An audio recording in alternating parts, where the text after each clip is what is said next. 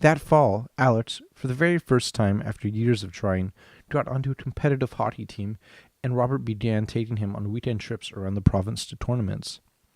The only problem with these weekends was that they were full of team activities and loudly supportive parents, two things Robert deeply hated. The other parents wanted something different than he did from those weekends on the road. They wanted to party and to fool around with each other, mostly at night as he tried to sleep, while he just wanted to read. His goal was to make it through a book a weekend, focusing mainly on those classics he could find for $1 at French's while shopping for used clothes. However, in addition to having to contend with the other parents, Robert also had to deal with Alex, who he had instructed to do homework in between games, but was completely incapable of sitting still, and was driving him crazy. Desperate for any solution to this dire situation, Robert decided to take advantage of Alex's newfound interest in records, so he could at least get out of the hotel.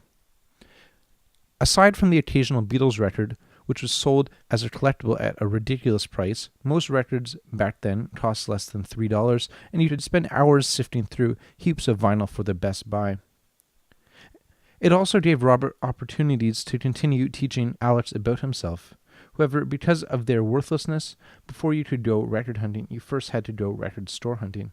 And these expeditions brought Robert to places he didn't even realize still existed, and that he was sure the wife wouldn't approve of him taking Alex to. Anyways, it didn't take them very long to visit every single record store in the province. In Fredericton, there was Backstreet Records on Queen Street and Digital World on Dundonald. In Moncton, you had Spin It Records on Main and Livewire on Mountain Road. In St. John, both the record stores Backstreet, the original, and Loyalist City were on Germain.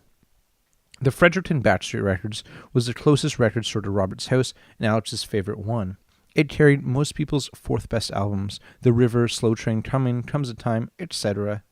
Near Robert's in-laws was Digital World, a pawn shop with a small selection of records that were mostly junk, but was occasionally graced with a hidden gem.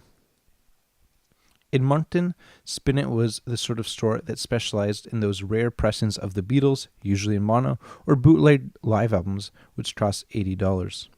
While Livewire Music Emporium mainly sold records by bands like Triumph, Trooper, Whitesnake, and April Wine, which had sold well 20 years earlier, but no one had really listened to since.